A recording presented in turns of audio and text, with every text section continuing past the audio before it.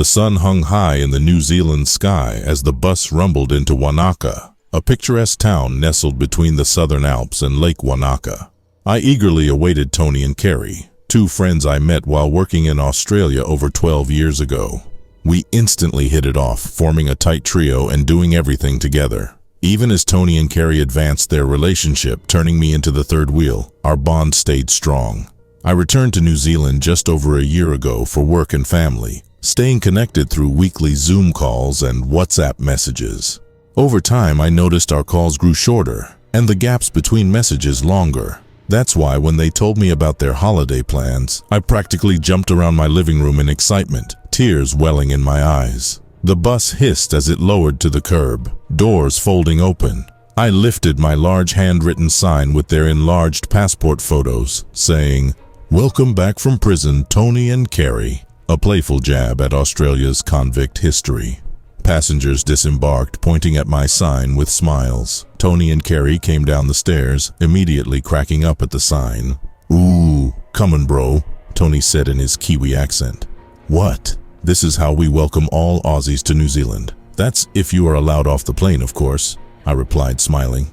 "Give us a hug, you bloody wombat," Kerry said, reaching out. I threw the sign aside, gave Kerry a hug, then exchanged greetings with Tony. We headed to the car park, chatting away like old times. "Wow, that lake, that view is real nice," Kerry remarked as we drove. The lake stretched out beside us, reflecting the blue sky and surrounding mountains. The pristine waters and lush greenery seemed endless. "Yeah, it is. It's like nearly 4 times the size of Loch Ness, and even deeper, and it's not even the biggest lake in New Zealand," I said, excited to showcase the amazing views I saw every day. We arrived at my place, unloaded the car, and spent the evening reminiscing in a covered hot tub in the backyard. Laughter echoed as we recalled our adventures in Australia. Before we knew it, it was 2:30 in the morning. "Right, guys, we got an early start tomorrow," I slurred. "Time to hit the sack. No funny business, okay? They're brand new sheets in there." "No worries, we'll just use your couch," Tony said dryly. "Shut up, Tony," Kerry said, hitting him. "Don't worry, Tony will be asleep before his head hits the pillow. Oh, and don't forget, it's a duvet over here, not a doona." "Right you are. Now where are my bloody thongs?" "Jandals, mate, jandals. Unless you are wearing Kerry's underwear again." We all laughed again as I closed the hot tub, switched off the lights, and headed inside for the night. The next day started later than planned. Slightly hungover, possibly still drunk, we attached the trailer to the car, loaded up on coffee, and hit the road, destined for the abandoned area near the top end of Lake Wanaka. "Is this Lake Wanaka too?" Kerry asked as we drove. "Nah, this one's Lake Hawea, running next to Lake Wanaka," I replied, glancing at the massive body of water. "Wow," was all she said. 30 minutes later, we reached the turnoff to Boundary Creek campsite. Temporary fencing blocked the road and a few orange cones were scattered around. I pulled over, unclipping my seatbelt. "Come on, Tony, gonna need your help with this." Without questioning, he followed me to the fence. "Here, move these cones, then let's make a big enough gap to squeeze the car and trailer in," I said, grabbing the first cone. "Roger," Tony replied, grabbing the other cone. Once we created a gap, Tony said, "I'll wait here and move it back once you are in." "Sweet, sounds good," I said, jogging back to the car. Not much traffic was around, but I didn't want to risk it. I drove through the gap and we continued to the campsite area. "Why is this place closed?" Kerry asked as we pulled up next to the toilets. "Apparently, a couple of years back, some campers went missing overnight. Tents, cars, all here, chairs around a burnt-out fire pit, but they were gone. Police searched, scuba teams came in, but found no trace." "Bullshit," Tony snorted, expecting me to crack a smile. His smile disappeared as he read my face, realizing I was telling the truth. "That's crazy.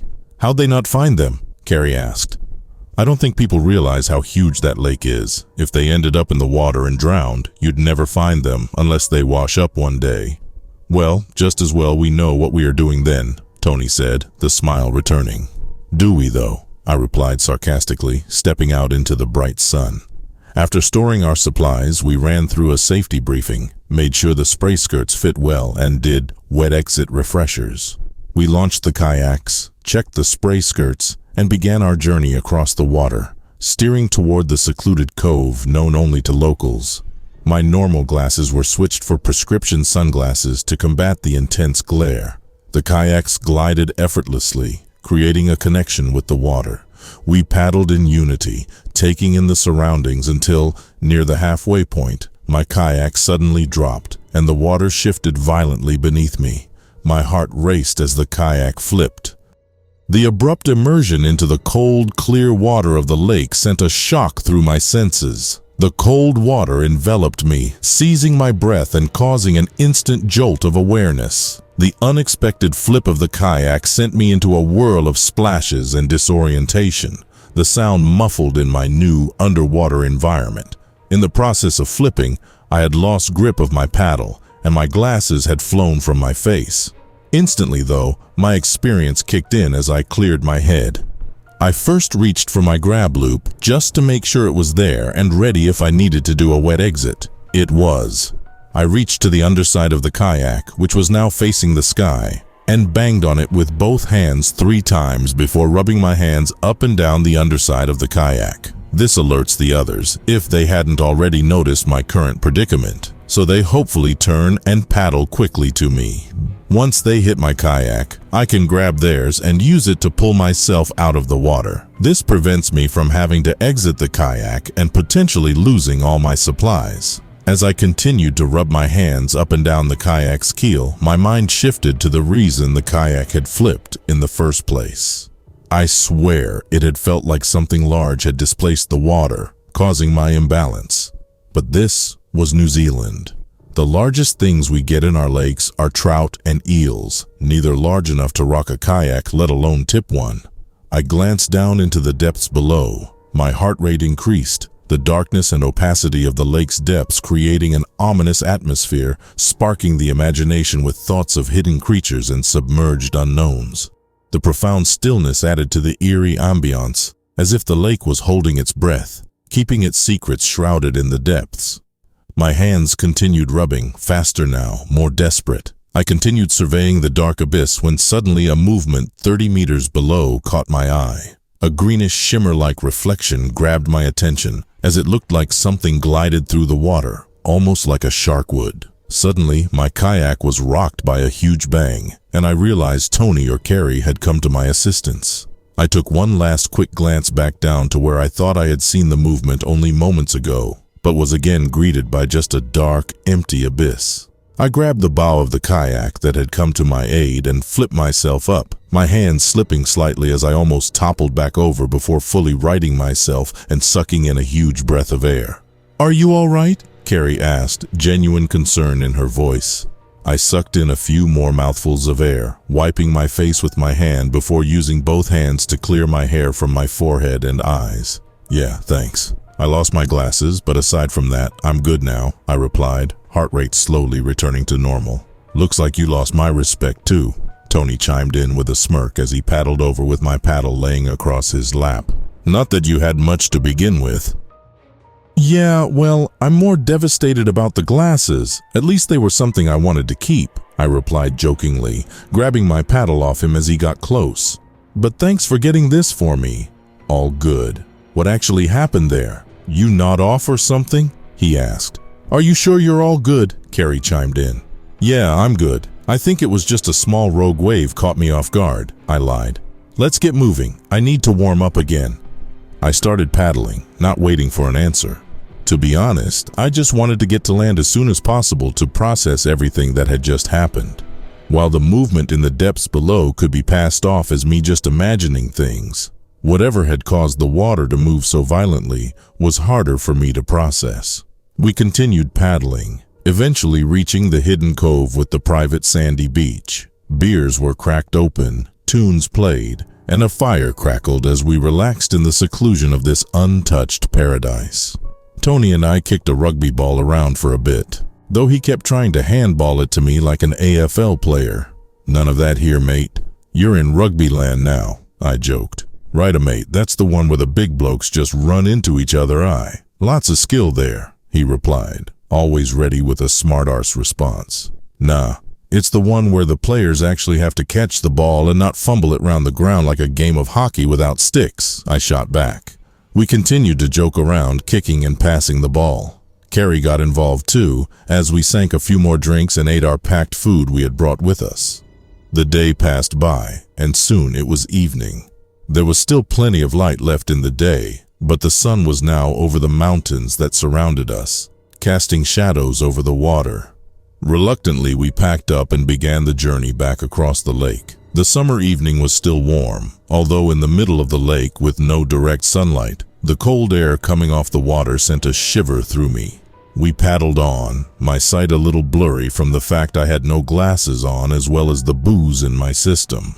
That is why when I first thought I saw a green-tinged fin break the water behind me, I thought it was just a wave cresting in the lake. It wasn't until it was much closer that I realized it was something much more terrifying. It moved with such grace, rising up and down as it sliced through the water towards us. Once it was closer, I could see it was webbed and seemed to be at least 3 or 4 feet tall. It then submerged maybe 20 feet behind me. The whole time my voice had been caught in my throat, not quite believing what I was seeing. I felt my kayak drop again as the thing passed beneath me at tremendous speed. I opened my mouth to scream and warn the others, but was too late. The water exploded around Tony's kayak, spraying up 20 feet in the air or more. Through the wall of water, we saw a scaly, green-gray clawed hand reaching up and grabbing Tony's kayak, pulling it underwater in an instant. Shock paralyzed us for a moment before Tony's kayak shot back out of the water, landing upside down. I paddled furiously towards his kayak as Carrie started screaming. As I got closer, I noticed large tears in the hull, and more horrifyingly, blood in the water. I pulled up to the kayak and dropped my paddle in the water, grabbing at Tony's kayak, desperately trying to flip it over. I wish I hadn't. When it finally flipped over, the black spray skirt was still attached to the kayak. Tony, however, had been ripped in half, his legs and lower half of his torso still in the kayak, intestines and organs slipping over the edge and into the water. His upper half was completely gone. Carrie screamed even louder at the sight, and I gagged as parts of Tony's intestines slid over my hand holding the kayak. "Go, Carrie, now! Paddle for the shore!" I screamed. The water broke again, and through the watery explosion, I saw what looked like a reptile-like sea creature burst out of the water, landing on Carrie's kayak and dragging her under. Her scream was instantly cut off as the wall of water came splashing back down. Panic set in, my fight or flight activated, and I started paddling with all my strength, not looking back as I heard what I assumed to be Carrie's kayak shoot back out of the water. I paddled furiously, tears welling in my eyes, lungs burning from the intensity. I heard water breaking behind me, the sound of something breaching the water, giving chase. I pushed on harder, my hands hurting as my grip intensified on the paddles, blisters forming and tearing. Then to my side, a dark shadow below the surface of the water moved with purpose before disappearing into the depths. Suddenly, my kayak was hit from below, sending me flying in the air. The paddle flew from my hands as I lifted 10 feet, maybe more, in the air. I braced for impact, slamming into the water at speed. I found myself submerged, surrounded by bubbles. Frantically flailing about, I saw a flash of a green eye in the water right below as something huge moved towards me before everything went black, and I passed out. I awoke on the shore of the Boundary Creek campsite, disoriented and alone. My kayak and all my belongings, including my phone and car keys, were nowhere to be found. Slowly, I made my way back to the road, where I flagged down a passing car. The occupants, a Maori husband and wife, listened intently to what I could recall as they drove me to the nearest town. Their expressions darkened as I recounted the events. I was sure they wouldn't believe me, or worse, would think I am crazy. But after a moment of solemn silence, the husband spoke. "Sounds like a taniwa." He explained that taniwa were mythical creatures in Maori folklore, often associated with bodies of water. They were said to be shape-shifting guardians or protectors, but crossing paths with them could bring misfortune. The wife nodded in agreement, emphasizing the significance of the encounter. My friends' bodies and kayaks were never recovered. The police initially accused me of killing them and hiding their bodies and belongings, and tried to elicit a confession from me, but with no evidence, eventually let me go. I sold my property in Wanaka and moved as far from water as I could, which in New Zealand is very hard to do. I don't know if it was a taniwa or if it was some other undiscovered deep water creature. But I do know this: I will never go in the water again as long as I live. There are things here in the New Zealand lakes, things that kill,